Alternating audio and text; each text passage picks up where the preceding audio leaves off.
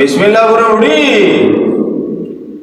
নামাজ দোয়া করো, রান্না বাড়া করো, তাহাজ্জুদের নামাজ পড়ো, একজনে আরেকজনও ডাকি দাও।